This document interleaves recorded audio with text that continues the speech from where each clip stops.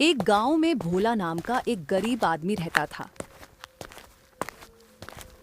उसका एक छोटा सा परिवार था जिसमें उसकी पत्नी सीमा और उसका छोटा बेटा मुन्ना खुशी खुशी रहते थे। भोला अपना परिवार पालने के लिए गांव में पकोड़े का ठेला लगाकर पकोड़े बेचा करता था। भोला का बेटा मुन्ना 5वीं कक्षा में पढ़ता था। मुन्ना का स्कूल घर से 5 किलोमीटर की दूरी पर था, जिसकी वजह से उसे पैदल ही स्कूल जाना पड़ता था। भोला जब रात को थके हारे घर लौटता है तो मुन्ना दिन भर की परेशानियां अपने पिता को बताना शुरू कर देता है। मुन्ना की मां उसकी बात को टालते हुए बोली, मुन्ना, तुम्हारे पापा अभी अभी थके हारे आए हैं, उन्हें खाना खा लेने दो। अभी घर का बजट ठीक नहीं है, पकौड़े भी बहुत कम बिक रहे हैं और पकौड़े का सामान तो इतना महंगा हो गया है। अब पकौड़े बेचने में मुनाफा नहीं रहा है और मुझे देखो, मैं मन मार कर रह जाती हूँ। हमारे घर की छत बेकार हो गई है। अगर बारिश हुई तो हमारा पूरा घर पानी से भर जाएगा, लेकिन घर में एक फूटी कोड़ी भी जमा नहीं हो पाती। मुन्ना बेटा, हम भला उस मकान में रहने वाले बड़े लोगों की बराबरी कैसे कर सकते हैं? मुन्ना का पिता भोला कुछ सोचते हुए बोला, मुन्ना बेटा, बचपन में हम भी स्कूल पैदल ही जाया करते थे और कभी कभी तो मेरे पैर में दर्द भी हो जाता था। लेकिन अब जमाना बदल गया है। गरीब से गरीब माता पिता भी अपने बच्चों की पढ़ाई की खातिर उन्हें साइकिल दिला रहे हैं। पर मेरे बच्चे, तुम्हें चिंता करने की जरूरत नहीं है। चाहे कुछ भी हो जाए, मैं तुम्हारे लिए नई साइकिल का इंतजाम जरूर करूंगा, ताकि तुम्हें स्कूल पैदल न जाना पड़े।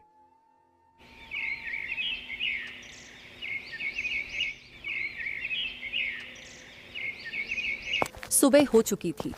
भोला बीवी और बच्चों के जागने से पहले ही बिना कुछ खाए पिए अपने पकौड़े के ठेले की तरफ चल दिया। रास्ते में चलते चलते उसे याद आया कि उसका एक दोस्त पकौड़े का ठेला खरीदने की बात कर रहा था। वह पूरे 3000 रुपये देने तैयार था। उस समय मैंने अपने दोस्त को कहा था, यह तो मेरी रोजी रोटी है, मैं यह कैसे बेच सकता हूं? इस छोटी सी दुकान से मेरा परिवार चलता है, मैं इसे नहीं बेच सकता।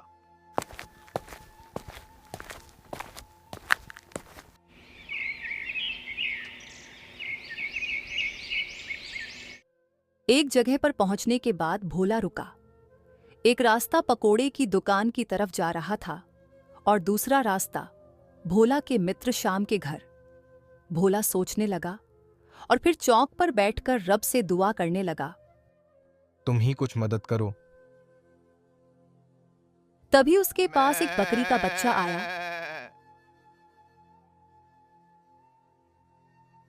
और आकर भोला के पास खड़ा हो गया। भोला ने उस बकरी के नन्हे बच्चे को देखकर कहा, अरे, ये बकरी का बच्चा किसका है?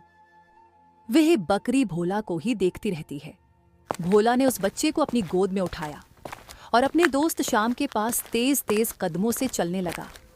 उसे डर था कहीं उसका मित्र काम के लिए घर से निकल ना जाए। एक बड़े से मकान के सामने भोला रुक गया। श्याम अपने घर से निकल ही रहा था। भोला को आता देख वह रुक गया और भोला का हाल चाल पूछने लगा। और भोला भाई, कैसे हो? सब ठीक ठाक तो है ना? भोला ने बीती रात की सारी कहानी श्याम को बता दी। तब श्याम ने कहा, देखो भाई भोला, मैं तुम्हारी भावनाओं की कदर करता हूं। 3000 रुपये तो मैं तुम्हें दे दूंगा। तुम मुन्ना बेटे के लिए नई साइकिल भी खरीद लोगे। तुम्हारा बच्चा सुकून से स्कूल भी जाएगा। लेकिन तुम तो जानते ही हो, कहीं भी एक छोटी सी नौकरी भी बड़ी कठिनाई से मिलती है। मेरी बात मानो, पकौड़े का ठेला मत बेचो।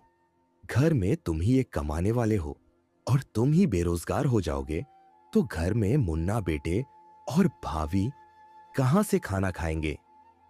भोला कहने लगा, श्याम भाई, शहर में बहुत से मजदूरी वाले काम हैं, उनमें से एक काम कर लूंगा।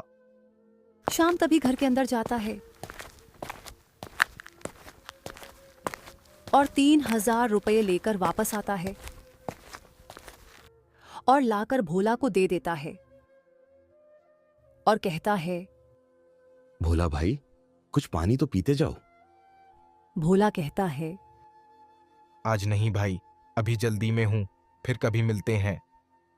इतना बोलकर भोला चल पड़ा। पुलिस स्टेशन 2 किलोमीटर दूरी पर था।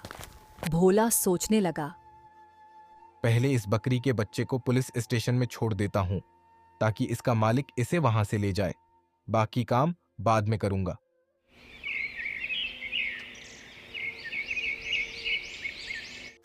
भोला चलते चलते अभी आधा किलोमीटर ही चला होगा। रास्ते में उसे एक दुकान दिखाई दी। बहुत सारी छोटी छोटी बच्चों की साइकिलें दिखाई दे रही थीं। भोला वहीं साइकिल की दुकान पर खड़ा होकर के लिए अच्छी सी साइकिल देखने लगा। तभी दुकान का मालिक बाहर आया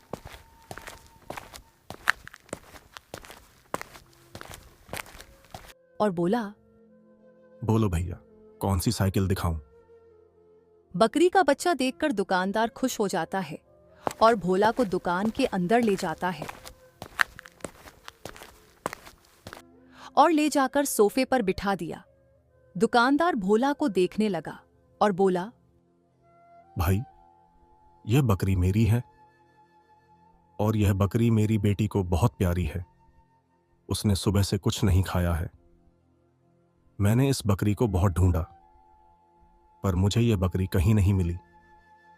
बताओ, तुमको जो साइकिल चाहिए वो ले लो। भैया, मेरे पास 3,000 रुपये हैं। तुम मुझे 3,000 रुपये तक की साइकिल दिखा दो।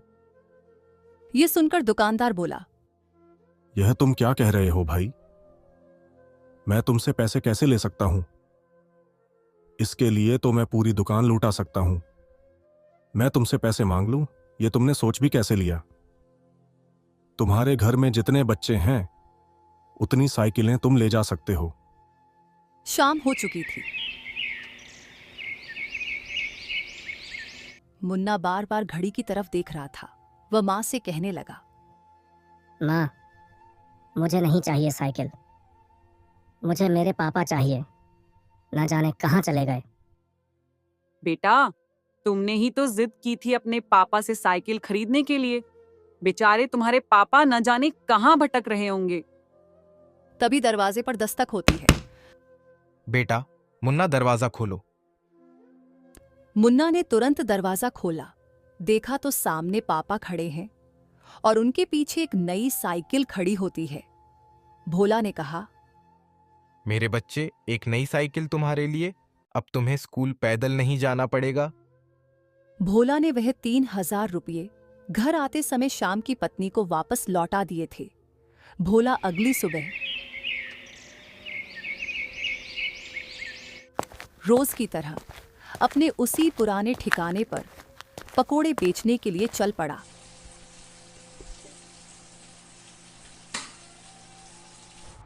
प्यारे दोस्तों, हमें कभी भी अपने घर वालों से ज़िद नहीं करनी चाहिए और हमेशा जो वो कहें वो ही करना चाहिए। प्यारे दोस्तों, इस कहानी को लाइक, कमेंट और चैनल को सब्सक्राइब करना बिल्कुल ना भूलें। Thank you.